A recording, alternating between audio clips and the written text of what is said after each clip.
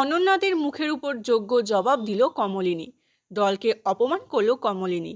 হ্যাঁ বন্ধুরা, এদিনের পর্বে এমনটাই দেখানো হয়েছে।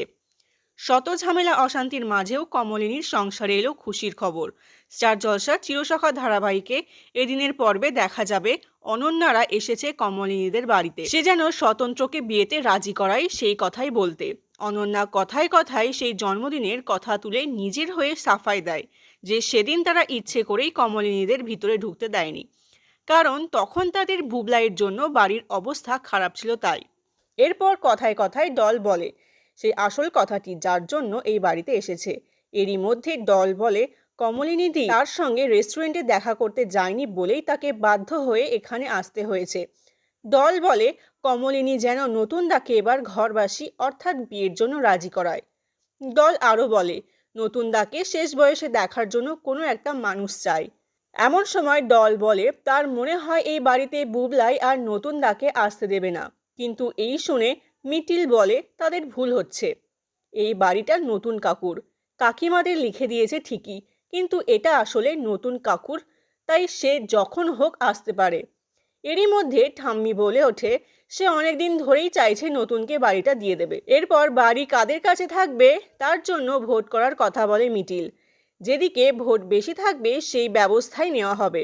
এরপর দল আবারও নতুনকে নিয়ে কথা বলতে থাকে। দল কমলিনীকে বলে সে নাকি এতদিন নতুনকে নিয়ন্ত্রণে রাখত। এই কথা শুনে কমলিনী বলে সে অনেকবার তাকে বিয়ের জন্য রাজি করতে চেয়েছে, কিন্তু সেই বিয়ে করতে চায়নি। এরপর কথায় কথায় কমলিনী বুবলাইকে ধুয়ে দেয়।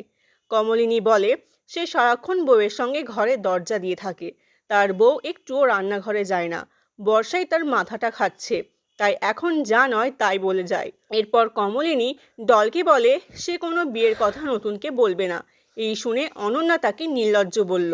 এরপর আরও নানা কথার যোগ্য জবাব দিল কমলিনী। এমনকি সে দলকে নতুন ঠাকুরপোর অযোগ্যও বলে। এত অপমান সহ্য করতে না পেরে অনন্যা তাকে বলে এখনও তার নতুনের প্রতি মোহ কাজ করে। এরপর আরও নানা কথায় মিঠি বাবিন তার মাকে সমর্থন করে এবং অনন্যাদের কথা শোনায়। এরপর হঠাৎই বাড়িতে চলে আসে স্বতন্ত্র আর এসে একটা খুশির খবর দেয়।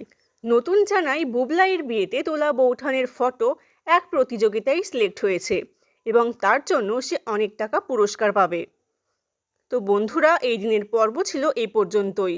এরপর কি হতে চলেছে তা দেখার জন্য অবশ্যই দেখতে হবে চিরসখা ধারাবাহিকটি। তো আপনাদের চিরসখা ধারাবাহিকটি কেমন লাগছে তা অবশ্যই কমেন্ট করে জানাতে ভুলবেন না।